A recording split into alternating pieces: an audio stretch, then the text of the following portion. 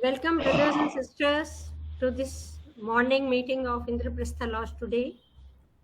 Let us start with universal prayer, followed by 1 minute silence. O hidden life, vibrant in every atom, O hidden O life, hidden light, vibrant in every atom. shining in every creature, O hidden love, embracing all in oneness. May each who feels himself as one with thee know he is therefore one with every other. Om Shanti, Shanti, Shanti.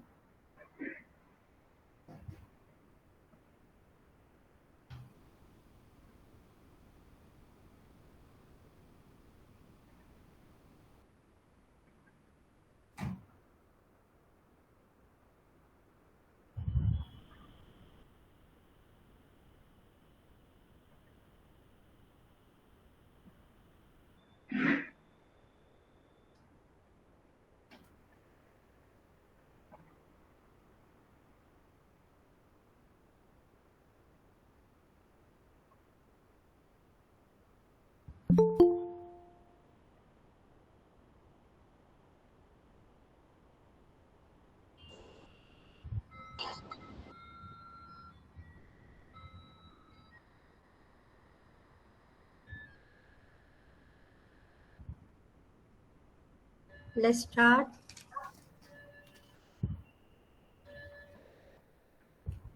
Today we have with us Brother U.S. Pandeji, who will be speaking on the subject The Cloud of Unknowing, an introduction. This this talk will be in two parts. Today is the first part.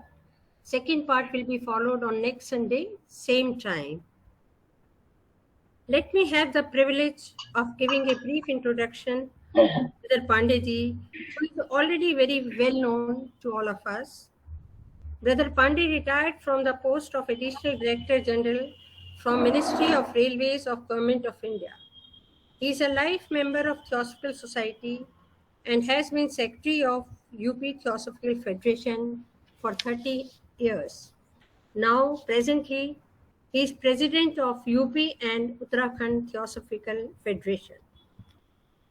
Brother Pandeji is National Lecturer of Indian Section and has privilege of speaking at different lodges in India and abroad in various physical meetings of the TS. He has also been delivering talks in various educational institutes and other social forums. Also, he has been conducting study camps. He has written articles in many Hindi and English theosophical magazines. His book, Theosophy Ke Aayam in Hindi, is a compilation of 21 talks delivered by him. He is also associated with charitable activities. During present corona period, we have witnessed him actively participating in various national and international virtual meetings. With this brief, over to Brother U.S. Pandey for the Cloud of Unknowing and Introduction Part 1. Thank you. Pandey. Sister Gupta, thank you. And I thank Indraprastha Lodge for inviting me to share this topic of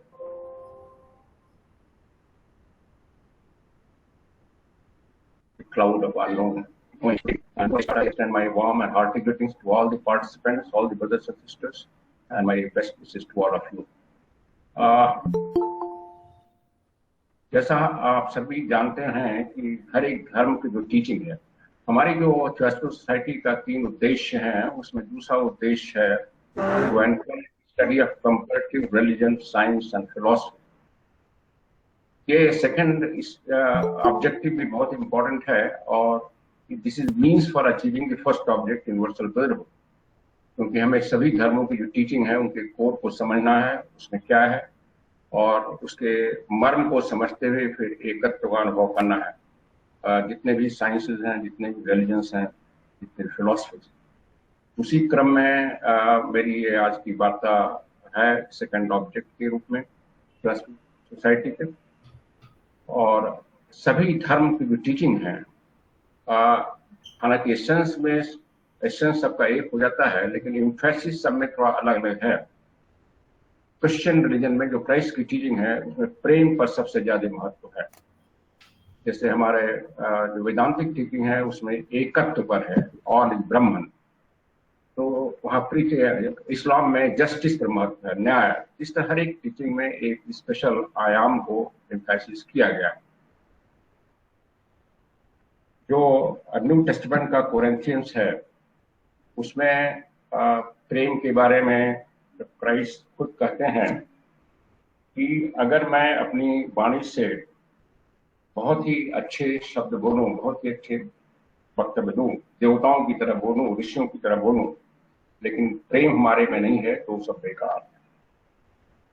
अगर हम किसी को अपना सब कुछ दे दें, गरीबों को सब कुछ दान कर दें, लेकिन अगर प्रेम नहीं है तो बेकार है। अगर हमारे अंदर प्रोफेसी की पावर हो जाए, भविष्यवाणी की पावर हो जाए, हमें दूरदृष्टि मिल जाए, लेकिन हमारे में प्रेम नहीं तो सब बेकार है। अगर हमें दुनिया की सारी शक्तियां मिल जाएं, आध्यात्मिक और भौतिक, लेकिन प्रेम नहीं है तो सब बेकार। सो प्रेम को बहुत महत्व दिया उन्होंने। और फिर इसमें कहा गया है जो लव है वो बड़ा धैर्यवान है, बट ये प्रेम यूनिवर्सल प्रेम की बात करना है जिसमें कोई डिफरेंस नहीं है, सबके साथ एकत्व का और है। लव जो दयाल होता है, प्रेम दयाल होता है, धैर्यवान होता है, वो ईर्ष्या नहीं करता और वो कींग नहीं मारता, वो घमंड नहीं करता, वो रूड नहीं है, किसी के प्रति कर्कश नहीं है, वो सेल्फ सीकिंग नहीं है, अपने लिए कुछ नहीं चाहता। मतलब जिस जो प्रेम करता है वो अपने लिए कुछ नहीं चाहता। और वो जो प्रेम करता है वो जो आदमी गलती कर रहे हैं उनके ऊपर कोई क्रोध नहीं करता। ये किसी की गलती का रिकॉर्ड नहीं रखता है बार बार पॉइंट आउट करने के लिए। और जो प्रेम है किसी की गलती में रिग्रेस नहीं करता, किसी की बुराई में उसको प्रसन्नता नहीं होती, उसने गलती कर दिया है, और ये हमेशा सबकी रक्षा करता है और सभी सबको विश्वास करता है और आशावान हमेशा रहता है और सबका संरक्षक बनता है। ये कुछ प्रेम के आयाम थे जो बाइबल में आए हैं क्राइस्ट की टीचिंग। तो ये जो पुस्तक है the cloud of the annoying, जैसे हर एक धर्म में कई सिस्टम, कई स्ट्रीम्स चले हैं, हमारे हिंदू धर्म में भी, हमारे इस्लाम में भी। जैसे इस्लाम में सूफी जो संप्रदाय है, प्रेम का संप्रदाय है। बट प्रेम इसी तरह क्रिश्चियन ट्रेडिशन में मिस्टिक्स हुए हैं, रहस्यवादी सेंट हुए हैं जिन्होंने निस्वार्थ और यूनिवर्सल प्रेम पर ही एम्फेसिस किया। और उन्होंने कहा कि क्राइस्ट की मुख्य शिक्षा यही थी, जैसे हमने बाइबल का वाक्य आपके पास पढ़ा तारा। तो ये जो क्लाउड ऑफ अननोइंग है, ये कहा गया है कि ये ग्रीक फिलोसफर थे जिनका नाम नहीं मालूम है, इनका असली नाम नहीं मालूम है। और करीब 400 AD में, ये भी अंदाज है बिकॉज़ नोबडी नोज, बहुत पुरानी ये पुस्तक मानी जाती है। और लेकिन जो रिसर्च हुए हैं उसमें कहते हैं 400 या 500 AD के करीब शायद रहे होंगे ग्रीक फिलोसफर। और उन्होंने कुछ जो उनके मॉन्क थे वो एक तरह से मॉन्क थे और नियो प्लेटोनिस ग्नोस्टिक प्रथा के मॉन्क थे। दैट मीन्स ज्ञान जो प्लेटो का जो ज्ञान है उस फिलॉसफी से भी प्रभावित थे और क्राइस्ट की टीचिंग से। इसलिए उनके इस टीचिंग में काफी गहराई भी है, काफी व्यावहारिकता भी है, प्रैक्टिकल एस्पेक्ट भी है, और एक तरह से मनुष्य को आध्यात्मिक प्रगति में ले जाने के लिए ये बहुत ही एक मिस्टिक बुक मानी जाती है। इसमें करीब 75 छोटे छोटे ट्रेटाइज हैं, उसको चैप्टर्स कहा गया है, जिनको उन्होंने अलग अलग समय से अनुभव किया, जैसे ऋषि लोग अनुभव करते थे और उन्होंने अपने अनुभव से लिखा उस मूलमांक ने। और ये करीब ग्रीक से बाद में इसका करीब लैटिन में अनुवाद हुआ और 14वीं 15वीं शताब्दी में जाकर के इंग्लिश में अनुवाद हुआ, जब इंग्लैंड में लोग थोड़ा सा मिस्टिक ट्रेडिशन से प्रभावित हो रहे थे और लोग डांटे और जो फेमस पोएट हैं कविता से लोग प्रभावित थे। तो 14वीं सेंचुरी में कुछ जो क्रिश्चियन विद्वान थे इंग्लैंड में, उन्होंने इस किताब का लैटिन से फिर अंग्रेजी में अनुवाद किया। लेकिन ये भी अंग्रेजी जो है वो भी उस समय की क्लासिकल अंग्रेजी है, आज की अंग्रेजी नहीं है, इसलिए थोड़े से सेंटेंसेस इसमें अलग अलग हैं जो आजकल की अंग्रेजी में नहीं मिलेंगे। ये मिस्टिक थियोलॉजी कहलाती है, रहस्यवादी दर्शन शास्त्र कहलाता है। और ये जो है, ये मिस्टिक ट्रीटी है, इसको क्लाउड ऑफ अननोन एक ग्रुप है, जैसे 75 जो चैप्टर्स हैं तो एक समूह किया गया, जैसे वॉइस ऑफ साइलेंस में कई अलग अलग छंद हैं, इसी तरह छंदों का समूह है। जो क्रिश्चियन इसमें ये कहा गया है मुहावरे के रूप में, जो क्राइस्ट की टीचिंग थी, बाइबल में एक आता है कि salt of the Christ, salt of the Christ. Salt जैसे आप जानते हैं नमक हम लोग डालते हैं भोजन में, उसका एक स्वाद एक अपने आपके माकूल बनाने के लिए, बिना सॉल्ट के अगर कोई भोजन हो तो हमें नहीं रस लगता है। इसी तरह जो क्राइस्ट की टीचिंग का जो सॉल्ट है वो इस किताब में लाया गया है, उसका एसेंस लाया गया है। कि बाकी सब पढ़ लीजिए क्राइस्ट की टीचिंग में, लेकिन इसको पढ़ने के बिना आपको उसका एसेंस नहीं मालूम। वो खुद आथर नहीं कर रहे हैं, बट बाद में जो कमेंट किए उन्होंने कहा स्पिरिचुअल ट्रेडिशन में जो पुरातन क्रिश्चियन है, क्रिश्चियन भी कई एज में बांटा गया है, उनकी भी शिक्षाएं में काफी डिग्रेडेशन हुआ है, जैसे हमारे हिंदू में हुआ है। तो जो प्राचीनतम क्राइस्ट की क्रिश्चियन टीचिंग थी, जिसमें क्राइस्ट की टीचिंग को बिगाड़ा नहीं गया था या कम से कम बिगड़ा था, उस समय की ये शिक्षा है। और उसमें इसलिए स्पिरिचुअल विजडम जो है इसमें करीब करीब ओरिजिनल है जो क्राइस्ट की टीचिंग में लाई गई। और ये जो लेखक हैं, हालांकि अज्ञात लेखक हैं, इनका नाम नहीं है, इन्होंने इनकी कई पुस्तकें हैं। तो एक है डॉनिस डिविनिटी, जो डिविनिटी है हमारे अंदर छुपा हुआ है, वो की भी एक ग्रीक टाइटल है, डेवानिस डिविनिटी। तो ये भी एक आकलन है कि चूंकि उसमें जो फिलॉसफी है ऑलमोस्ट यही है, तो आथर वही है दोनों किताबों के। और ऐसी कई किताबें हैं जिसमें इस मिस्टिक ट्रेडिशंस का टीचिंग दी गई। जैसे हमने बताया कि ये 500-400 एडी में ये अंदाज लगाया जाता है, ये सेंट थे, ये मांग थे क्रिश्चियन ट्रेडिशन के। और कहीं कहीं इन्होंने एक नाम उसमें दिया है किसी टीचिंग में, उसका है डियोनिसिस ऑफ एरियोपागैट। तो लोग कहते हैं शायद इन्होंने जैसे कभी लोग एक छद्म नाम लगाते हैं, शायद ये उनका छद्म नाम है। उसका मतलब है कि जो वाणी है वो देव की वाणी। ये मिस्टीरियस राइटर जो हैं उनकी कुछ स्पेशल कैरेक्टर है, वो हाई स्पिरिचुअल गिफ्ट वाले दिखाई पड़ते हैं उनकी फिलॉसफी से। माने उनकी जो टीचिंग है उसमें काफी लगता है कि बहुत ही उन्नत आध्यात्मिक मनुष्य थे। और लेकिन साथ ही साथ उनमें ह्यूमर का भी सेंस था। कुछ ऐसे टीचिंग करते हैं, कुछ ऐसे बात बोलते हैं जिसमें ह्यूमर भी है। और कीन पावर ऑफ ऑब्जर्वेशन देखा गया है, और ए रोबस्ट कॉमन सेंस भी है। दुनिया में जो चीजें होती हैं उससे अलग नहीं है, हालांकि वो मांग है लेकिन उसकी भी बात करते हैं। और जो क्वालिटीज हैं उनमें मिस्टिक्स की क्वालिटी नहीं है, लेकिन व्यवहारिक जीवन की भी क्वालिटी दिखाई पड़ती है उनकी टीचिंग में। और इसलिए उनकी जो टीचिंग है वो प्रैक्टिकल है और सांसारिक मनुष्य के लिए है और आध्यात्मिक मनुष्य के लिए भी, जो आध्यात्मिक साधन है उनके लिए भी है, और जो सांसारिक जीवन जी रहे हैं लेकिन फिर थोड़ा सा आगे बढ़ना चाहते हैं आध्यात्म, उनके लिए भी है। ये जो इन्होंने लिखा है कि उन्होंने कोई स्पिरिचुअल फेवर नहीं दे रहे हैं ये किताब लिख करके, केवल उनको जो अनुभव है वो सबको दे रहे हैं। और फिर उनका जो आउटलुक है उसमें बड़ी सरलता है, सहजता है। उनकी भाषा बड़ी सहज है, जो भी ट्रांसलेशन है अंग्रेजी का सहज है, कोई बहुत घुमाव फिराव का नहीं है।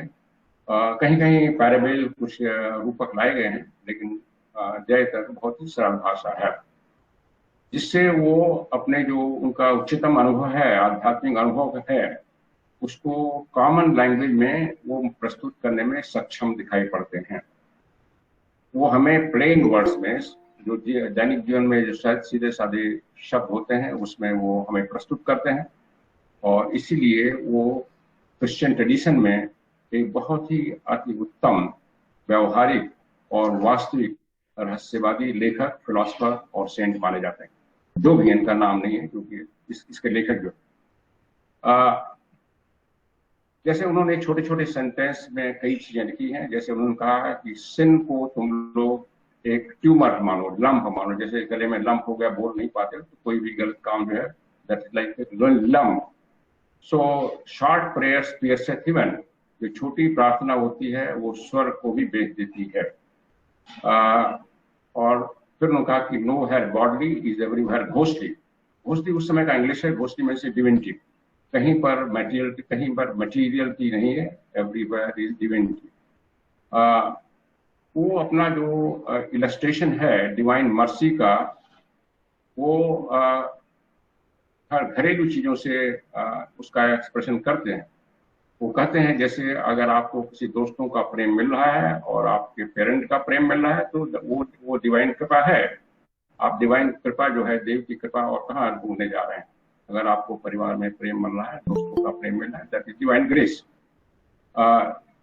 वो अपने डीपेस्ट स्पेकुलेशन को, जो फिलॉसफी है, किसी ज्यादा लिटरेरी एकेडमिक टर्मिनोलॉजी में नहीं लाते हैं, सरल शब्दों में लाते हैं, उस समय की बोलचाल की भाषा में लाते हैं। जैसे बुद्ध ने पाली भाषा में टीचिंग किया था, लेकिन ग्रीक भाषा थी, फिर लैटिन हुआ, फिर अंग्रेजी हुआ, जैसे हमने बताया, ट्रांसलेशन किया। उन्होंने कहा है कि जो स्पिरिचुअल हेवन है वो कोई प्लेस नहीं है बल्कि स्टेट है, एक अवस्था है। और जो स्पिरिचुअल, जो हेवन की बात की गई, ईश्वर की बात की गई, इसका अर्थ है कि मनुष्य इसी जीवन में, इसी शरीर में ईश्वर का अनुभव कर सकता है। उसको किसी दूसरे प्लेस में, स्थान में अनुभव करना का आशा नहीं करनी चाहिए। यहीं पर उसको ईश्वर का किया जाता है। ये टीचिंग आपको इतिहास पर टीचिंग से हमारी मिलती है। उनकी जो राइटिंग है वो, उसमें बहुत ही कई विषय लाए गए हैं, और लेकिन मुख्यतः जो उनका जो जोर है, जो एम्फेसिस है, कंटेम्पलेटिव प्रेयर पर है, ध्यान की प्रेयर पर है, ध्यान के द्वारा प्रेयर की है। प्रेयर उस तरह की नहीं कि भगवान से कुछ मांगा जा रहा है। यहाँ पर भी भगवान कोई जो कल्पना की गई है, कोई स्पेसिफिक गॉड नहीं है, सर्वत्र व्याप्त गॉड ही है जिसके प्रति प्रेम है। और contemplative prayer chiefly concerned with the art of contemplative prayer। और उन्होंने कहा कि blind intent on stretching to God, जो ईश्वर है उसके प्रति हमारा एक एकाग्र इरादा होना चाहिए और कोई इरादा छोड़ देना चाहिए उसके प्रति। जैसे ब्रॉडली कहते हैं सीक्रेट डॉट में, we should only pray to the Brahma in our heart. तो प्रे करें, वही आइडिया है। उनका बाकी सब को भूल जाओ, बाकी सब देवताओं को, सारी चीजों को भूल जाओ। Which if we wholly set on him, वो कहता है अगर हम उस गॉड पर, उस ईश्वर पर पूरे अपने को लगा दें तो अपने लक्ष्य को प्राप्त करने में बिल्कुल असफल नहीं होंगे।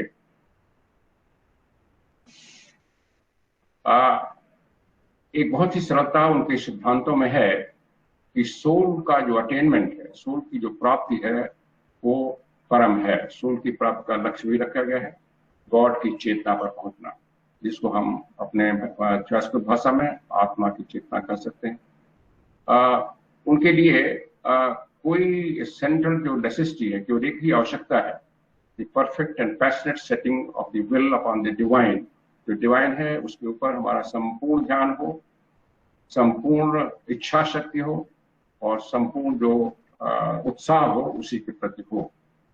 Thy love and thy meaning the choice and point of your heart, पूरा हृदय उनके ऊपर लगा हो, पूरा माइंड लगा हो। इसके लिए कोई not by deliberate ascetic practice, कोई संन्यास का अभ्यास नहीं करना है, कोई घर परिवार नहीं छोड़ना है, कोई दुनिया नहीं छोड़ना है। Not by refusal of the world, संसार को नहीं मना करना है। नॉट बाय इंटेलेक्चुअल स्ट्राइविंग, बहुत ज्यादा इंटेलेक्चुअल इसमें जरूरत नहीं है, but by actively loving and choosing, लेकिन सक्रिय रूप से प्रेम करना और चूजिंग माने उसी मार्ग को चूज करना, जिसके द्वारा, जिसको मॉडर्न साइकोलॉजिस्ट कहते हैं the synthesis of love and will, माने संकल्प शक्ति और प्रेम का समन्वय की इनकी फिलॉसफी है। और इसको ये भी कहा गया है कि इस प्रेम में, इनका जो फिलॉसफी, इस प्रेम में कोई आइडियल होने का नहीं है, कोई निष्क्रिय नहीं होना है, ये सक्रिय प्रेम है। जो मनुष्य इस ईश्वर से ऐसा प्रेम करता है वो बहुत अधिक काम करता है। और इन्होंने कहा है कि love cannot be lazy, love cannot, जैसे कुछ फिलॉसफी है कि हम लोग बैठ जाए ध्यान करते रहे, मुद्रा में है कहीं जाए नहीं, तो कहते हैं love cannot be lazy. Love means पूरे नेचर से अगर लव कर रहे हैं, जो गॉड मैनिफेस्ट कर रहा है, तो वी हैव टू वर्क और ज्यादा से ज्यादा काम करें। सो टू फॉर द, इसलिए जो क्लाउड ऑफ अननोइंग के ऑथर हैं वो कहते हैं अगर आपको एनर्जी है तो that is a mark of true affection. अगर आप में ऊर्जा है दैट मीन्स आप काम कर रहे हैं उस ऊर्जा से, तो वो निशान है, वो चिन्ह है कि आप में सही प्रेम है। काम हमेशा करें, हमेशा करते रहें, हमेशा करते रहें, ये उन्होंने रिपीट किया है। और तेज करते हैं और इतना करें जितना आप सह सकें। और हाउ, फिर आप देखेंगे कि आपके बगल में ही वो खड़ा हुआ है, वो मीन्स ईश्वर खड़ा हुआ है, दैट मीन्स वो आपको सपोर्ट दे रहा है। सही है जो इन्होंने कहा कि केवल संकल्प शक्ति कितनी भी जबरदस्त हो, कितना भी परिश्रमशाली हो, स्वयं अपने लिए वो उस सुपर एक्सपीरियंस जो है, दैवी एक्सपीरियंस को नहीं दे सकता। ये केवल ईश्वर का काम है और केवल वो उन्हीं को मिलेगा जिसको वो पसंद करते हैं, और उन्हीं को पसंद करेंगे जो इस तरह का एक का ध्यान उनका करेगा और उसके लिए दुनिया में कार्यशील होगा, क्रियाशील होगा, हमेशा काम। कोई कुछ कह रहा है क्या? पहले उन्होंने कहा कि पहले कुछ आपको वर्चू एक्वायर करनी पड़ेंगी, सद्गुण एक्वायर करने पड़ेंगे। उसको उन्होंने कहा है कि ये उसी तरह है जैसे मैरिज में लोग ऑर्नामेंट पहनते हैं, लेडीज पहनती हैं, जेंट्स भी कुछ पहनते हैं, तो वर्चूज को उन्होंने कहा कि ऑर्नामेंट ऑफ स्पिरिचुअल मैरिज। हम जब ईश्वर से ध्यान करते हैं तो हमारी एक स्पिरिचुअल मैरिज होती है हायर चेतना से, और वर्चूज उसके जो हैं ऑर्नामेंट्स, उसके आभूषण है। बिना वर्चूज के हम उस स्टेज में जा सकते हैं। तो कैरेक्टर बिल्डिंग और वर्चूज एक्वायर करना एक prime necessity. Character must be set in order. अगर हमारा कैरेक्टर में कोई खराबी है, कोई कमी है, उसको व्यवस्था में लाना है, वो पहली नेसेसिटी है। उसका मन और हृदय सुंदर हो जाना चाहिए, शुद्ध होना चाहिए। कैरेक्टर की ये निशानी है कि मन और हृदय, यदि मन और भावनाएं दोनों शुद्ध हो जाए, दोनों सही हो जाए। इसके पहले कि जो ईश्वर है, जो गुड, ट्रुथ और ब्यूटी है, सत्यम सुंदर है, उसका अपन फोकस करें।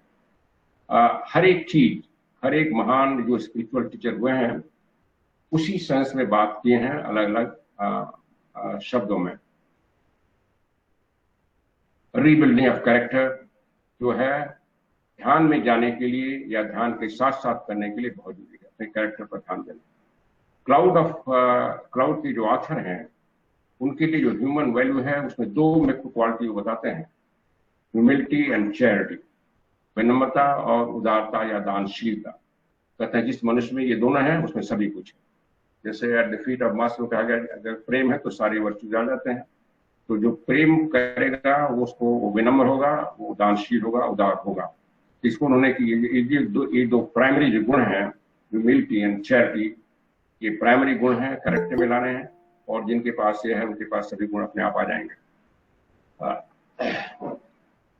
मनुष्य की सारी भावनाएं और उसके विचार उसको ईश्वर की तरफ होने चाहिए, जैसे वो अपनी तरफ ध्यान देता रहा है, और लेकिन सारे विचार कंप्लीट विनम्रता में होना चाहिए, जिससे उसके भावना और विचार हैं ईश्वर के प्रति, वो उसमें हमेशा वो और दानशील और उदार बनता जाए।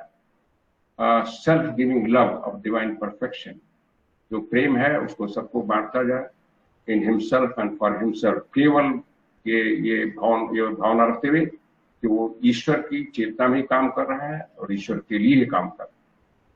ये जो दो वर्चूज हैं, जो दो सद्गुण हैं, ये हमारे सारे जो रिस्पांस हैं हमारे सांसारिक जीवन में, हमारे आध्यात्मिक जीवन में, सभी में इनका समाहित हो जाना चाहिए।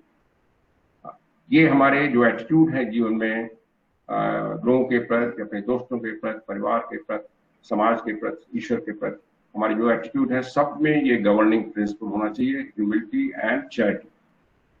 चैरिटी, आप कहते हैं चैरिटी जो है, इसका मतलब केवल यही है ईश्वर से प्रेम, क्योंकि जो सभी प्राणियों से ऊपर जो ईश्वर है उससे प्रेम, और जो और मनुष्य का जो प्रेम है ईश्वर के प्रति जो प्रेम है इसको दर्शाता है।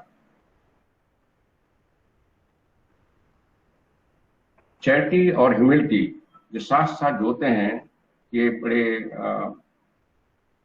गंभीर होने चाहिए और प्रयत्नशील होने चाहिए, माने सक्रिय होने चाहिए, और हर एक सोल का यह आवश्यक संपत्ति है जिसको इस साहसिक काल में जुटना है, एडवेंचर। और ये जिस सेंट में नहीं है वो असली सेंट नहीं है, जो फॉल्स मिस्टिक है। और ये दोनों गुण हर एक सेंट में, हर एक आध्यात्मिक मनुष्य में होने चाहिए। जिसमें नहीं है उसमें वो सही नहीं है। जो क्लाउड के आथर, ये मैं उसके प्रीफेस से कह रहा हूँ, थोड़ा सा और कर रहा हूँ। जो क्लाउड के आथर हैं वो जो महान जो लेखक हुए हैं मिस्टिज्म में, उनके साथ उनका विचार मिलता है। और वो जो कई फिलॉसफी कहा गया है कि आपको कुछ अजीब आवाज सुनाई पड़ेगी, आपको कुछ रंग दिखाई पड़ेगा, आपको कुछ सुगंध आएगा, उनका ये सब भ्रम है। ये सब आध्यात्मिक अनुभव नहीं है। अगर जिसको ये अनुभव हो रहा है या तो उसकी एबनॉर्मल स्टेट है, सेंसेस एबनॉर्मल हो गई हैं, या वो किसी भ्रम में उसको कुछ हो रहा है। उसको ये नहीं समझना चाहिए उसको कोई दैवी एक्सपीरियंस हो रहा है। करें इसमें कोई आध्यात्मिकता नहीं है ऐसे अनुभव में, और इसलिए हमें उसकी कोई आवश्यकता नहीं। हमें जो रियलिटी है केवल उसी के साथ अपना संबंध बनाना है। और ये सब जो मैनिफेस्टेशन है सूक्ष्म आवाज के, सूक्ष्म ध्वनि के, सूक्ष्म सुगंध के, ये सब भी मटेरियलिज्म है, ये सभी भौतिक संसार का ही आयाम है। इसलिए इसमें हमें नहीं उलझना है। जो रियल स्पिरिचुअल इल्यूमिनेशन है, जो सही वास्तविक आध्यात्मिक जो ज्ञान है, वो कहते हैं जो याथर है, वो कभी भी साइको सेंसुअल ऑटोमेशन से नहीं आता, कभी भी साइकिक सिद्धियों से नहीं आता, कभी भी साइकिक पावर से नहीं आता, कभी भी क्लैरवाइंट विजन से नहीं आता। वो अपने पावर अपने में है, बट वो उसका मतलब आध्यात्मिकता नहीं। क्वेंट लाइट, कोई आप लोग को रंग, कुछ लोग जैसे क्लेम करते हैं हमें ध्यान में ये रंग दिखाई पड़ रहा है, ये चीज दिखाई पड़ रही है, करेंगे ये सब जो बेकार है। करें ये सब या तो आपके इंद्रियों की एबनॉर्मलिटी है या आपको भ्रम हो रहा है। अबंडेंस ऑफ घोस्टली गाइडेंस, कहना केवल इसका एक ही प्रतीक है। जो आध्यात्मिक मार्ग में चल रहा है उसके अंदर जॉय, हर्ष, इनर हर्ष होना चाहिए, इनर सेटिस्फैक्शन होना चाहिए। दैट इज द ओनली मार्ग, और कोई दूसरा मार्ग नहीं।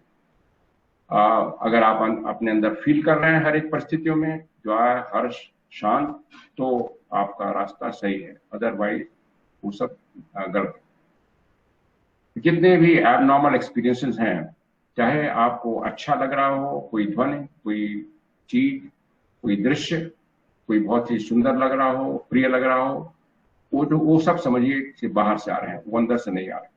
दैट मीन्स बाहर के संसार का अनुभव आपको हो रहा है और उसको आपको किनारे कर देना है, उसमें आपको नहीं उलझना है। इसलिए इस फिलॉसफी में उस उन्माद या तीव्र भावना का, पैशन का कोई स्थान नहीं है। और जो डिवाइन स्ट्रेंथ है वो केवल हर्ष और जॉय में ही अपने को देती है, संतुष्ट में देती है। केवल ईश्वर का ही आप उसके ऊपर ध्यान दें, पीछे अगेन अगेन बार बार कहते हैं, उनके ऊपर ही प्रेस करें, अपने दृष्टि को, अपने ध्यान को उनके ऊपर लगाएं और एक दृढ़ इच्छा से प्रेम करें। गुडविल जो है, जो शुभकामना है, वो सभी परफेक्शन के लिए उसका एसेंस है। सभी के प्रति शुभकामनाएं हृदय से होनी चाहिए। A glad spirit of dilence is more becoming than the grim determination of the fanatic। और ये कह रहे हैं कि इसमें ये सब के इस काम जो है, प्रेम का काम, या ये बिल्कुल सहज रूप से होना चाहिए। इसमें कोई बहुत ज्यादा प्रयत्न, बहुत ज्यादा कठोर न लगे कि आप कोई फैनाटिक हो गए हैं, केवल इसके प्रति हो गए हैं। और फिर कहते हैं कि जो आप कहते हैं कि जो आप प्रेयर करेंगे, आदर करेंगे ईश्वर का, आप क्या करेंगे? क्योंकि एक कोट करते हैं किसी पोएट को कि हम लोग तो एक छोटे से गुंगे की तरह हैं उस महान चेतना में, तो उस महान चेतना को कैसे हम समझ पाएंगे, कैसे आदर करेंगे? तो कहते हैं बाकी सब जो कर्मकांड है ईश्वर को प्राप्त करने के लिए, वो सब हमारा ईगो बढ़ाते हैं, हमारे हम बढ़ाते हैं, और इसलिए वो सब बेकार है, निरर्थक है आध्यात्मिक पथ के लिए। जो प्राइमर नीड है शुद्ध जीवात्मा की, वो एकाग्रता है। उसका संपूर्ण जो बीइंग है, जो अस्तित्व है, उसकी भावना है, उसके विचार, जो ऑब्जेक्ट है, जो उद्देश्य है उसका, ईश्वर चेतना का प्राप्त, उसके ऊपर लगना चाहिए। और ये देखिए, अपने अपने के अंदर देखिए कि आपके मन में और कुछ नहीं है, आपके मन में और कुछ नहीं चल रहा है, तो शुद्ध ध्यान ईश्वर की तरफ है, और शुद्ध ध्यान ईश्वर की तरफ है, ईश्वर की तरफ फैला हुआ है, ईश्वर की तरफ एकाग्र है। पर जो मेथड है उसमें कोई तामझाम नहीं होना चाहिए, कोई उसमें सुपरफिशियल इंटेलिजेंस नहीं होना चाहिए, कोई ज्यादा बड़े तर्क वितर्क नहीं होना चाहिए।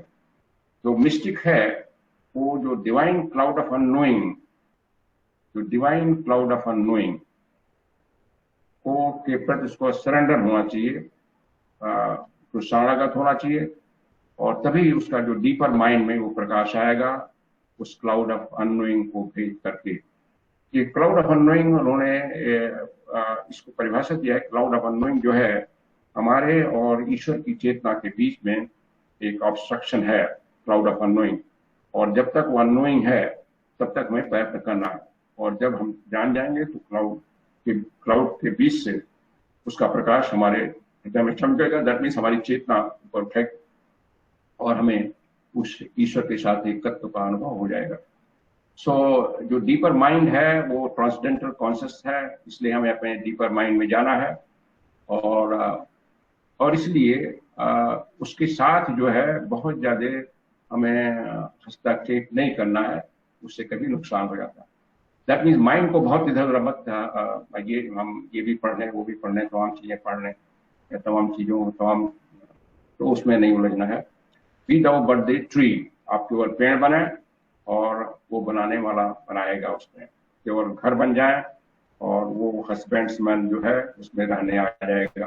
दैट मीन्स अपने को पात्र बनाए, अपने को तैयार करें, तो ईश्वरी चेतना अपने में आ जाएगी क्लाउड ऑफ अननोइंग को भेज करके। जो ये आप देखें कि आपके माइंड में कुछ और नहीं काम कर रहा है, केवल शुद्ध इरादा है गॉड के प्रति। इसको रिपीट कर रहे हैं बार बार, और उसमें गॉड का कोई स्पेशल विचार नहीं है, ना हो कि गॉड ऐसा है वैसा है, कहाँ बैठता है, क्या करता है, क्या कृपा करेगा, क्या हमें देगा, कोई विचार नहीं होना चाहिए। केवल उसका विचार होना चाहिए, उसके किसी गुण, किसी कैरेक्टर का विचार नहीं होना चाहिए, जो धर्मशास्त्र में बताया गया। जैसा मैं हूं वैसा मैं हूं, जैसा ईश्वर है वैसा ईश्वर है, कोई मानना है, उसमें कोई चीज अलग से नहीं जोड़ना है, कोई विचार अलग से नहीं जोड़ना। वो जो मीक डार्कनेस है वही आपका मिरर है, वही दर्पण है, और उसी दर्पण में उसकी छाया दिखाई पड़ेगी, और इसके आगे कुछ सोचने की जरूरत नहीं है, और फिर आप ईश्वर की चेतना से जुड़ेंगे, उसके साथ एक हो जाएंगे, और फिर आपका ध्यान कहीं और नहीं जाएगा।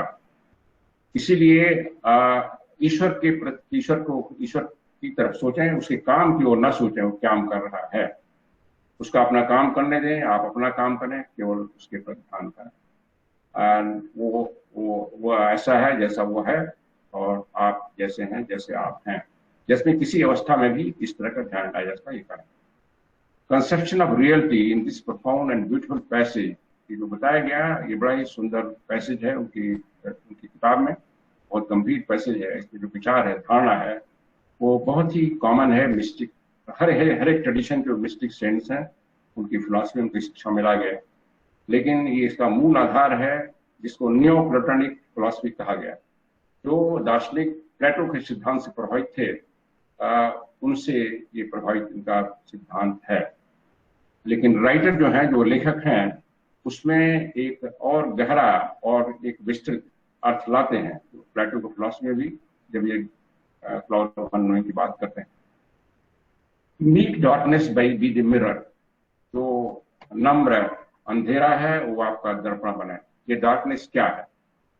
It is the height of intellect. कहते हैं जितना हमारा इंटेलेक्ट बढ़ता है, जितना हम अध्ययन करते हैं, मनन करते हैं, उतना ही हमारी डार्कनेस बढ़ती है। डार्कनेस यानी हमें पता चलता है कि हम कितना कम जानते हैं, और तब उस अंधेरे में, उस चेतना में हमें उस प्रकाश दिखाई पड़ता है। इसलिए स्टडी का महत्व नहीं दिया है, लेकिन हमेशा ध्यान रहे कि हम स्टडी जो भी कर रहे हैं, हम परफेक्ट नहीं हो गए हैं, परफेक्ट ज्ञान नहीं हो गया है, इसलिए को उन्होंने डार्कनेस का हमेशा विनम्र है, हमेशा हमारा ज्ञान कम है।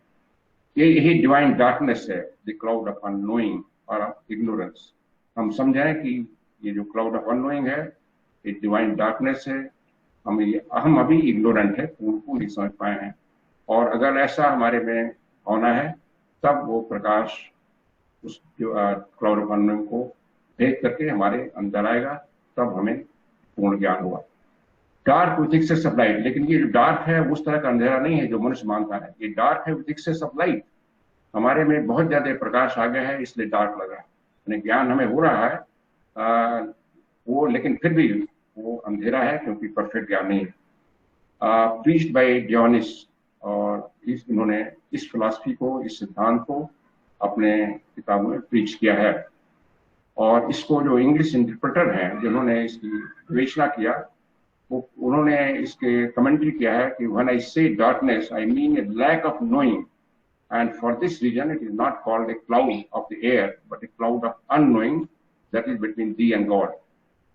That means हम कितना भी ज्ञान प्राप्त कर लें, वो गॉड के जो अनुभव है उसके कंपेयर में वो डार्कनेस है, इसको ये समझें। लेकिन ज्ञान प्राप्त करना जरूरी है क्योंकि जब एक स्टेज पर हम ज्ञान माइंड डेवलप हो जाएगा तभी वो प्रकाश आएगा। रीजन इज इन डार्क, जो हमारा रीजन माइंड है वो डार्क में है, because love has entered the mysterious radiance of divine dark.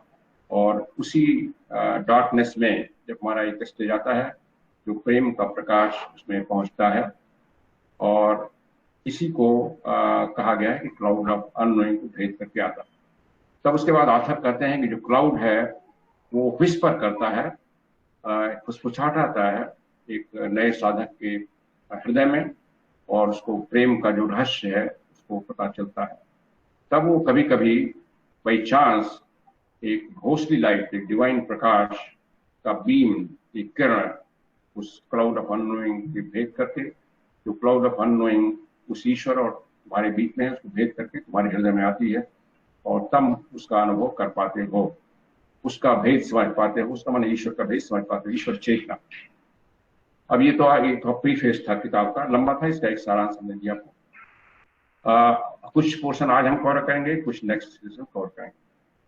जो इसका जो प्रोलोग आता है किताब का, उसके वो शुरू होता है एक प्रेयर से। वो प्रेयर है जो बहुत आपने सुना होगा क्रिश्चियन मांग को कहते हुए, या जब अडियार में जब क्रिश्चियन प्रथा होती है, प्रेयर होती है, तब आपने सुना होगा। प्रेयर है, God unto whom all hearts be open and unto whom all will speaketh and unto whom no privy thing is hid, I beseech thee so for to cleanse the intent of my heart with the unspeakable gift of thy grace, that I may perfectly love thee and worthily praise thee. Amen. That means ईश्वर से यही प्रार्थना है कि आप हमारे मन को, हमारे हृदय को इतना शुद्ध कर दें, मैं केवल मैं केवल आपसे प्रेम कर सकूं और केवल आपका प्रेस कर सकूं। बस यही प्रार्थना है, इसी प्रार्थना से शुरू होता है। ये जो किताब है इसको जैसे बताया गया 75 इसमें अध्याय रखे गए हैं, छोटे छोटे अध्याय हैं, और इसके कुछ चैप्टर में है, और अंतिम चैप्टर में टोकन बताया गया है कि जो गॉड का वर्कर है उसका निशानी क्या है। अब इन कुछ चैप्टर से मैं कुछ, क्योंकि किताब मोटी है तो कुछ चैप्टर से मैं कुछ सेंटेंस आपसे शेयर करूंगा। फर्स्ट चैप्टर में कहते हैं जो क्रिश्चियन फिलॉसफी से, क्रिश्चियन टीचिंग के जो विश्वास करते हैं, जो उसके अनुसार जीवन जीना चाहते हैं, उसमें 4 डिग्रीज ऑफ लिविंग है। जीवन के 4 स्तर होते हैं, 4 डिग्रीज ऑफ लिविंग। ये सभी फिलॉसफी को अप्लाई करेगा क्योंकि ये क्रिश्चियन मांग है, इसलिए क्रिश्चियन लिविंग की बात कर रहे हैं। 4 डिग्रीज ऑफ लिविंग उन्होंने 4 डिग्री ऑफ लिविंग बताया, common, special, singular and perfect. एक कॉमन लिविंग है, एक स्पेशल लिविंग है, एक सिंगुलर लिविंग है, एक परफेक्ट लिविंग। उसी ऑर्डर में, उसी में बढ़ता जाएगा। करें ये जो 3 ऑफ दी, इसमें जो 3 पहले वाले हैं वो इसी जीवन में शुरू होगा और समाप्त हो जाएगा, लेकिन आखिरी जो है परफेक्शन है वो इस जीवन में शुरू होगा लेकिन अंत तक रहेगा, अगले जीवन में रहेगा। वो स्वर्ग में भी रहेगा और अगले जीवन में भी रहेगा। कॉमन लिविंग क्या है? Common living is in company of worldly friends. माने कॉमन लिविंग जो है, जो हम सांसारिक जीवन जीते हैं अपने दोस्तों के साथ, अपने परिवार में, अपने समाज में, that is common living.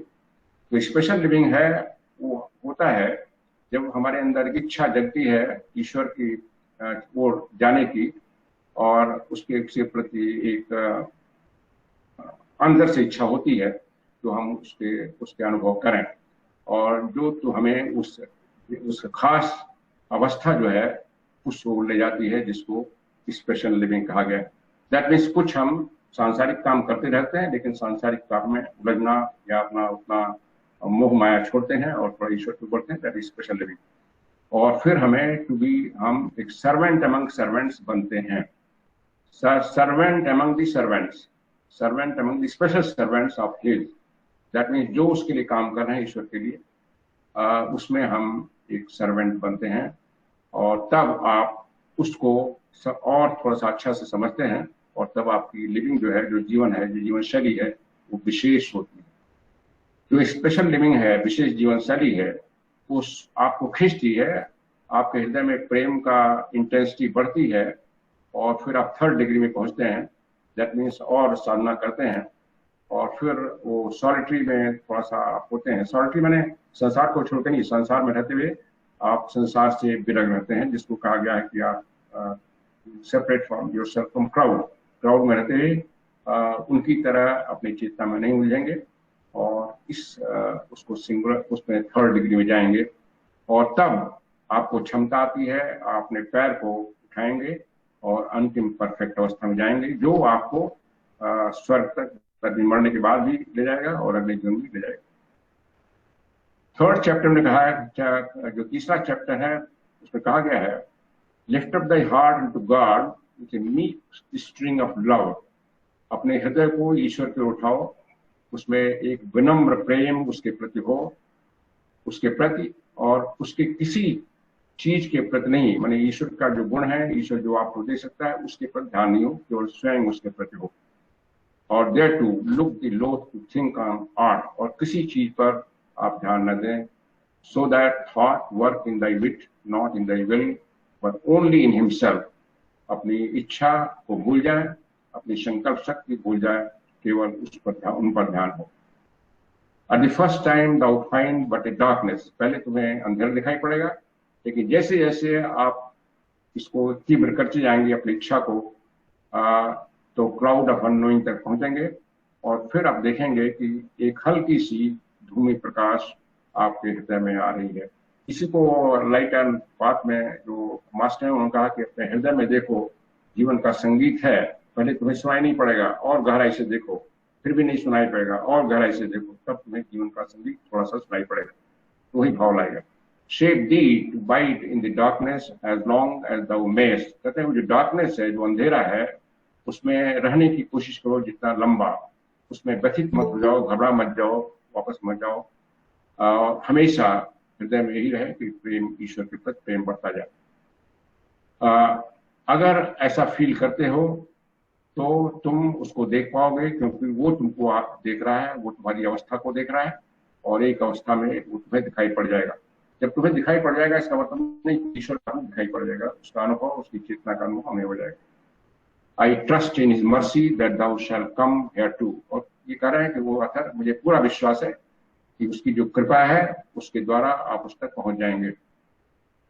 4th chapter में कहा गया है, all reasonable creatures, angel and men, have in them each one by himself one principal working power। ये कहते हैं जितने भी मनुष्य हैं, जितने भी प्राणी हैं, मनुष्य से लेकर देवता तक, सब में एक विशेष, एक मुख्य वर्किंग पावर करने की शक्ति है, जिसको नॉलेजेबल कहा गया, नॉलेज कहा गया। नॉलेज अलग अलग स्तर पर है। एंड एंदर, और दूसरा जो प्रिंसिपल वर्किंग पावर है, उसको लविंग पावर कहा गया। दैट मीन्स ये कह रहे हैं कि जो नॉलेज की पावर, नॉलेज एक्वायर करने की पावर और जो प्रेम करने की पावर सब में है, चाहे वो किसी स्तर का प्राणी हो, मनुष्य हो, देवता हो, सब है। इन दोनों में जो पावर है, जो शक्तियां हैं, जो पहली है ज्ञान की शक्ति, वो जो है वो ईश्वर उनको उन शक्तियों को बनाए हुए हैं और फिर इसके द्वारा ईश्वर का अनुभव नहीं किया जा सकता ज्ञान द्वारा। एंड टू द सेकंड, जो दूसरा है लविंग पावर, वो जो डाइवर्सिटी जो प्रकट होता है, उसके द्वारा उसका अनुभव किया जा सकता है। लेकिन वो ज्ञान कह रहे हैं, ज्ञान का से ही हम इस मार्ग में जाते हैं, लेकिन फाइनली केवल ज्ञान के द्वारा उसका अनुभव नहीं किया जा सकता। उसके प्रति असीम प्यार होना चाहिए। उसके प्रति असीम का प्यार का मतलब वही है, सारे संसार में अपने प्रति सेवा देना, निस्वार्थ सेवा देना, जैसे पहले कहा गया। और इसी को वॉइस ऑफ साइलेंस कहा गया है कि फर्स्ट स्टेप है टू बेनिफिट द ह्यूमैनिटी। तो अलग अलग शब्दों में, अलग अलग वाक्यों में भाव लाए गए। He is all comprehensible to full in so much as that loving soul alone itself, by virtue of love, should comprehend in itself that is sufficient to the full and much more।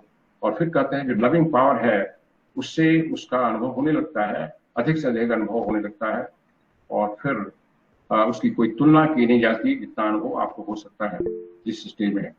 और ये endless marvellous miracle of love, ये अंतहीन आश्चर्य है, miracle है, प्रेम का जादू है जो आपके अंदर काम करने लगता है, और फिर आपका हृदय सबके प्रति प्रेम से भर जाता है क्योंकि सब कुछ डिवाइन है। और इसलिए ये ध्यान रखें हर एक समय कि आप अपना टाइम कैसे व्यतीत कर रहे हैं। कोई भी टाइम प्रेशियस है, छोटा भी समय प्रेशियस है, मूल्यवान है एज इट इज। और ये कहा गया है एक ही क्षण में हम स्वर्ग को जीत सकते हैं और खो भी सकते हैं। हर एक क्षण महत्वपूर्ण है, हर एक क्षण मूल्यवान है, क्योंकि ईश्वर ने जो टाइम दिया है वो केवल 2 बार नहीं देता, एक एक करके देता है। दैट मीन्स हमें मौका आता है एक एक करके, और हमें कोई मौका खोना नहीं है, कोई अवसर खोना नहीं, क्योंकि वो अपने जो व्यवस्था है, नेचर की व्यवस्था, उसको उल्टा नहीं कर देगा, फिर से वो समय नहीं लाएगा जो समय हमने खो दिया। क्योंकि समय जो है मनुष्य के लिए बना हुआ है, मनुष्य समय के लिए नहीं बना हुआ है। समय मनुष्य के लिए बना हुआ है, मनुष्य समय के लिए नहीं बना हुआ। दैट मीन्स जो समय आया है उसका हमें प्रयोग करना है। एंड देयरफॉर, और इसलिए ईश्वर जो है, जो सभी प्रकृति का शासक है, संरक्षक है, विल नॉट, अपने जो समय देता है, जो हमारे पास अवसर प्रदान करता है, उसी में हमें काम करना है, उसी में इस मार्ग में अपने को प्रेम के मार्ग में लाना है। इसलिए मनुष्य जो है उसमें कोई एक्सक्यूज नहीं है। जब वो मरने के बाद ईश्वर के सामने जाएगा तो उसमें कोई बहाना नहीं कर पाएगा कि आपने समय दिया और मैंने दूसरे समय के लिए प्रतीक्षा किया, वो समय नहीं आया। कहते हैं ये आपका बहाना नहीं सुना जाएगा, क्योंकि हर एक समय को आपको इस्तेमाल करना है, प्रयोग करना है। अब एक अगला चैप्टर है कि क्लाउड ऑफ अननोइंग है, आपके ऊपर है, आप और ईश्वर के बीच में है। और जो क्लाउड ऑफ फॉरगेटिंग बीनीथ दी, और उसमें एक और शब्द है क्लाउड ऑफ फॉरगेटिंग। जो क्लाउड ऑफ फॉरगेटिंग है हमारे नीचे, भूलने का बादल और अजाना जो बादल है, क्लाउड ऑफ अननोइंग ऊपर है और भूलने का बादल नीचे। दोनों बादलों को हमें समझना क्या है। आप जो विचार करते हैं परचांस, और जो ईश्वर से दूर है, क्योंकि जो क्लाउड ऑफ अननोइंग जो है आपके और ईश्वर के बीच में है। हमारे और ईश्वर चेतना के बीच में जो क्लाउड ऑफ अननोइंग है उसके द्वारा हम ईश्वर से दूर हैं। लेकिन अगर हम क्लाउड ऑफ फॉरगेटिंग में हैं तो और भी दूर हो जाते हैं। क्लाउड ऑफ फॉरगेटिंग माने जो सांसारिक चीजें हैं, अगर उसमें उलझे हुए हैं तो हम ईश्वर से और भी। जैसा मैं हमेशा कहता हूं, ये आथर कह रहे हैं, जितने भी प्राणी हैं जो भी बनाए गए हैं, केवल प्राणी नहीं लेकिन सभी जो काम करते हैं, सभी अवस्थाओं में जो क्रीचर वो काम करते हैं, मैं इसमें किसी जो प्राणी है उनको निकालने, सभी को समाहित कर रहा हूँ, चाहे वो अपने शरीर में हो, चाहे वो दैवी अवस्था में, मैंने चाहे देवता हो, चाहे मनुष्य हो, चाहे और नीचे के प्राणी हो, वो अभी भी उस अवस्था में नहीं पहुंचे हैं जहां वो this divine the cloud of annoying को भेज पाए हैं, अगर केवल अपने अपने वो सांसारिक काम कर। All thing that thou think upon it is above thee for the time। जो कुछ सोचते हो ईश्वर के बारे में अभी तुम्हारे ऊपर है इस समय, और तुम्हारे बीच में और ईश्वर के बीच में वो क्लाउड है, और उस क्लाउड को भेजना है, उसको भेजना है, उसको पियर्स करना है। It be good to think upon the kindness. हालांकि अच्छा है कि आप ईश्वर की कृपा पर के बारे में सोचें। जैसे कुछ प्रार्थनाओं में ईश्वर को कृपा, ईश्वर को दया, ये सब प्रार्थना की जाती है, कहते हैं ये अच्छा है, आप उसके सोचें, लेकिन तो उनसे प्रेम करना ज्यादा अच्छा है, ना कि उनके बारे में सोचना कोई दया कर रहे हैं, कोई आपको दे रहे हैं। Yet it is better to think upon the naked being of him। जो शुद्ध उनके अस्तित्व को सोचना है, कोई बिना किसी अपेक्षा के प्रेम करना है, और उनको स्वयं उनके लिए ही प्रेम करना है, उनके लिए ही प्रशंसा करना है, कुछ प्राप्त की नहीं। अब ये कहा जाए कि तुम पूछोगे हमसे छठवें चैप्टर में कि मैं कैसे उनको सोचूं, व्हाट इज ही, वो क्या है, जब मैं ईश्वर क्या है उनके बारे में कैसे सोचूं। और इसको मैं केवल ये जवाब दे सकता हूं कि आई वॉट नॉट, कि क्या वो नहीं है। नहीं, प्रश्न है कि प्रश्नकर्ता कर रहा है, जो इंक्वायरर है इस आथर से, आथर कर रहा है कोई प्रश्न मुझसे पूछेगा कि उसके बारे में कैसे सोचूं, वह क्या है, तो मेरा वो केवल उत्तर यही हो सकता है कि वो क्या नहीं है, जब सब कुछ है, सबके प्रति में प्रेम। But this question you have brought me into the same darkness, कहते हैं लेकिन इस क्वेश्चन से आप उसी अंधेरे में पहुंच जाते हैं, उसी क्लाउड ऑफ अननोइंग पर। कहते हैं ये प्रश्न ही आपको उस स्तर पर ले जाता है, क्लाउड ऑफ अननोइंग का स्तर पर ले जाता है, जो जस्ट उसके पहले का स्टेट है, ईश्वर की चेतना के अनुभव के, वहां तक हमें पहुंचना है। For all other creatures and their works, yes, and of the work of God self may a man through glance have full head of knowing.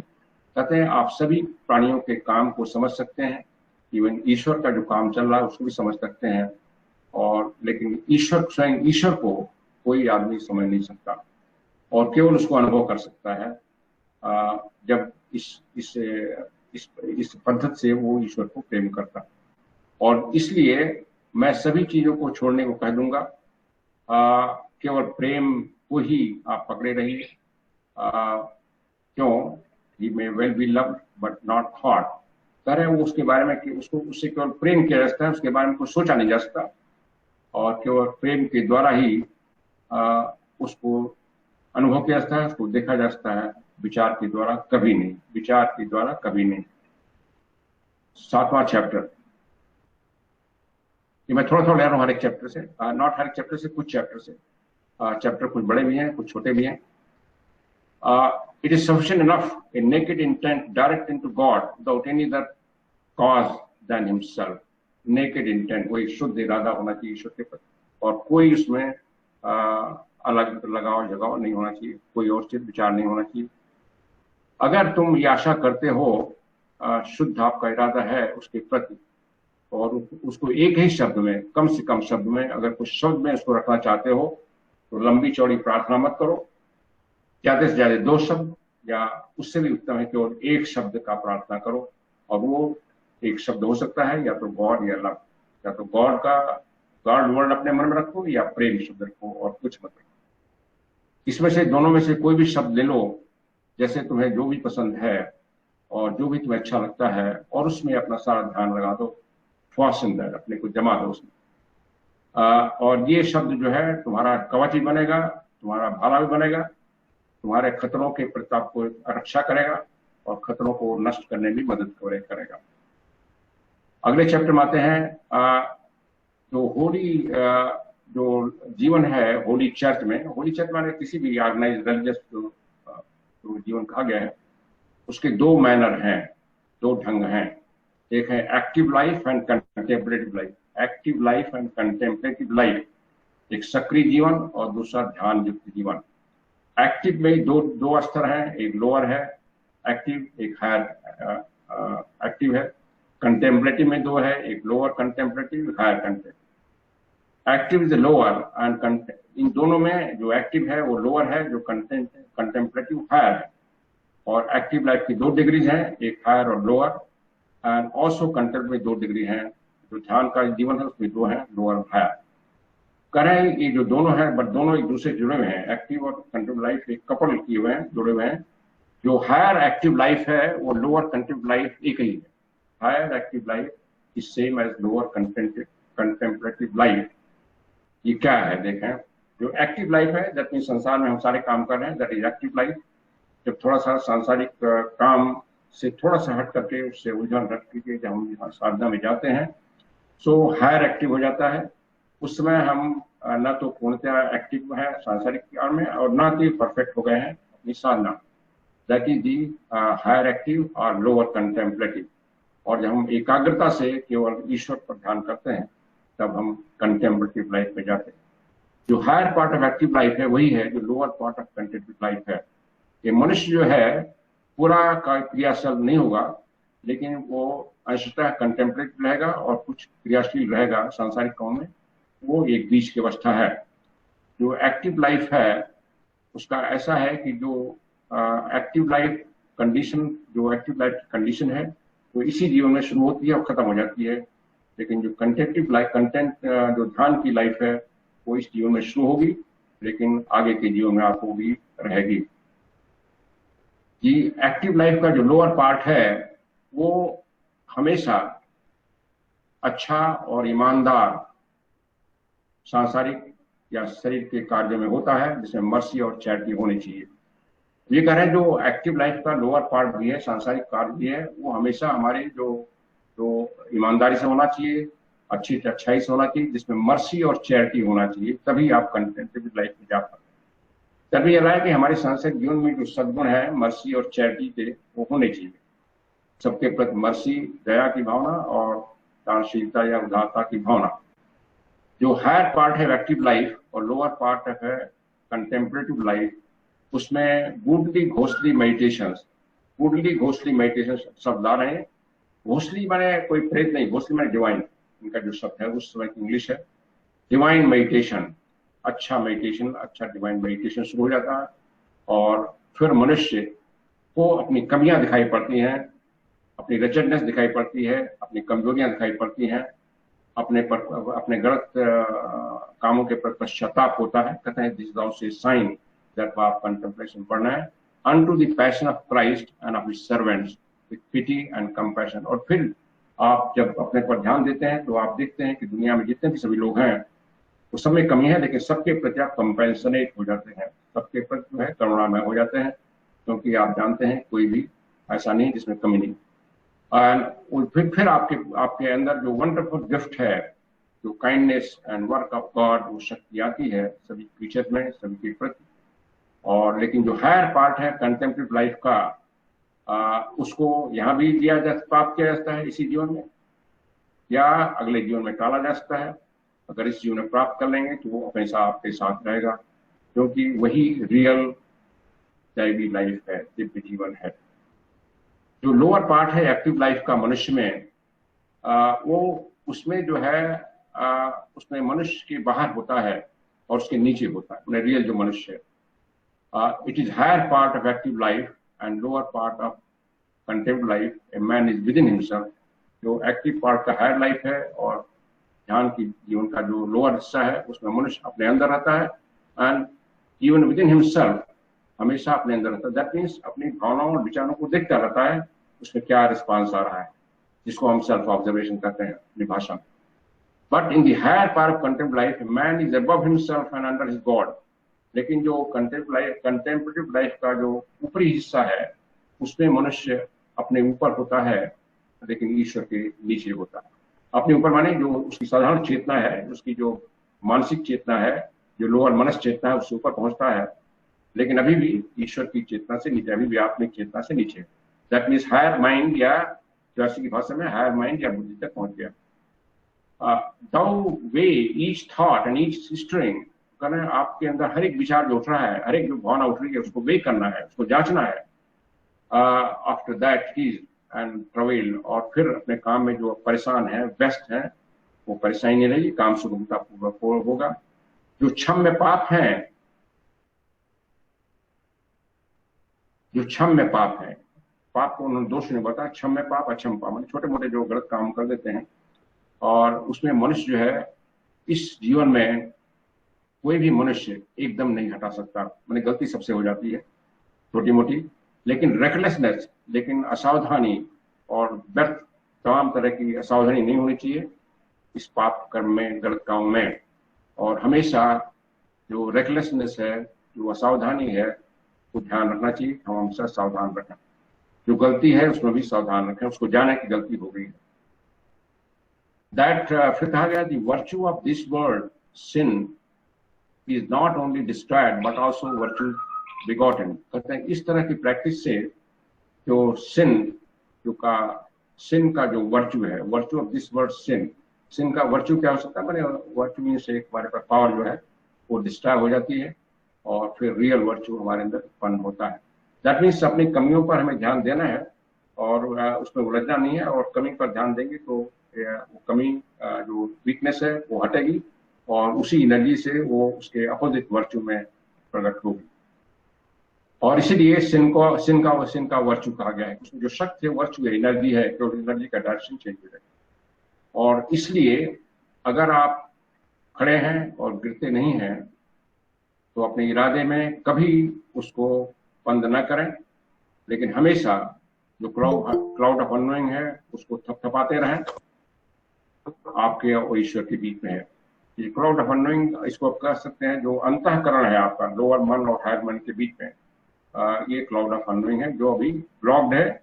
और जब हम इस तरह जाते हैं तो अंतःकरण साफ हो जाता है और हमारी लोअर मन की चेतना जो है हायर मन और बुद्धि की चेतना से मिलती है, और बुद्धि लेवल की चेतना पर हम उस ईश्वरी चेतना का अनुभव करते हैं।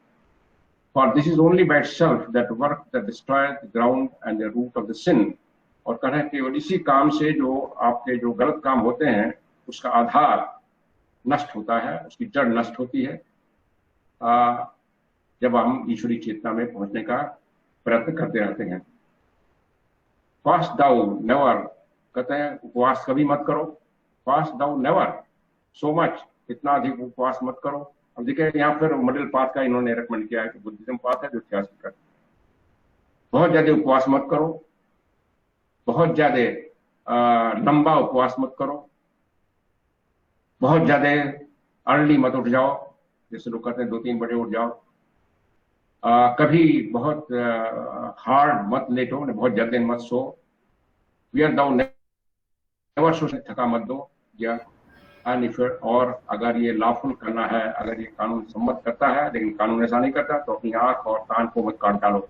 जैसे कई कठोर तपस्या है उसमें कान काट दिए, कर दिए, छेद कर दिए, तो ये सब इसमें मना किया गया। बहुत ज्यादा उपवास नहीं करना है, बहुत ज्यादा लंबा उपवास नहीं करना है, बहुत ज्यादा जल्दी उठना नहीं है, मैंने आराम करना है, बहुत ज्यादा अपने को थका नहीं देना है कामों में, और कोई ऐसा गलत का, कोई शरीर को बहुत ज्यादा कष्ट नहीं देना किसी ऐसे उद्देश्य के लिए। ये सब मना किया गया है इसमें, और हर एक उसमें यही गीता में भी भाव लाया गया है middle path. Virtue is the aught else but an ordained and measured affection. कहते हैं वर्चू जो है इसके अलावा कुछ नहीं है, एक व्यवस्थित और एक संतुलित प्रेम, अफेक्शन, प्लेनली सरल प्रेम ईश्वर के प्रति और उनके लिए, क्योंकि वो स्वयं है और इसलिए वो सभी गुणों के कारण हैं। और जब हम उनमें प्रेम करेंगे, शुद्ध प्रेम करेंगे, तो सारे गुण अपने आप हमारे में विकसित होंगे। जैसे हर एक मनुष्य में जो प्रेम का जो लहर है उठती है, और फिर उसको वो समझना है, फिर उसको अपने अंदर अनुभव करना है। और इस ये उदाहरण दिया गया कि हर एक वर्चू के लिए है, और हर एक दूसरा जब प्रेम का वर्चू की लहर उठती है हृदय में, तो बाकी सभी वर्चू जो है सद्गुण उठने लगते हैं, क्योंकि प्रेम ही सबका रूट है, प्रेम ही सबका उद्गम है सभी गुणों का।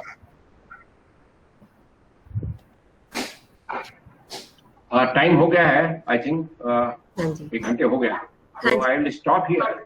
मैंने आपको 12वें चैप्टर तक कुछ हिस्सा सुना दिया, और नेक्स्ट टॉक में हम अंत से कुछ चैप्टर ले लेंगे, तो that I will share with you.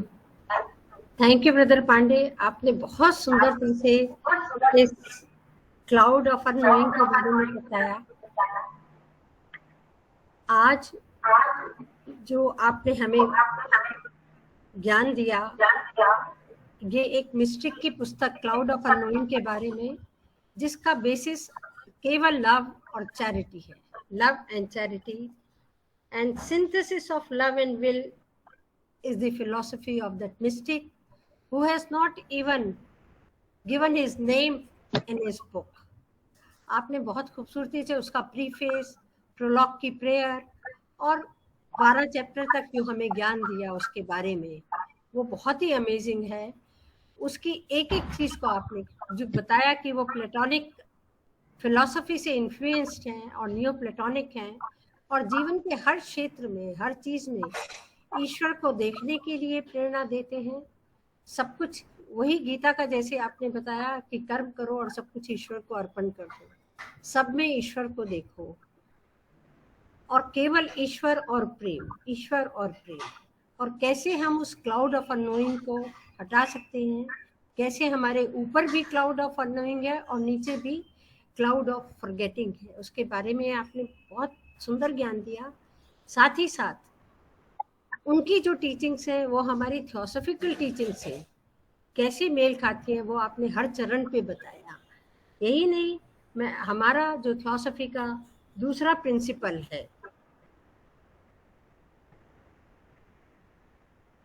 To encourage the study of comparative religion, philosophy and science, वो आपने बहुत खूबसूरती से इस टॉक में निभाया, क्योंकि इसमें पूरा क्रिश्चियनिटी से रिलेटेड जो सूफिज्म की बातें हैं, क्रिश्चियनिटी, इस्लामिक और थियोसॉफी और प्लेटोनिक, वही नहीं सभी सूफी, जो कि आपने बताया कि प्रेम की ओर ही हम सबको अग्रसर करते हैं और वही उनका कंसंट्रेशन पॉइंट है। तो बहुत सुंदर है। अब मैं सभी को आमंत्रित करती हूँ कि जो भी कोई सवाल पूछना चाहे या जो भी कुछ कंट्रीब्यूट करना चाहें वो कृपया अपने माइक को अनम्यूट करके बोले।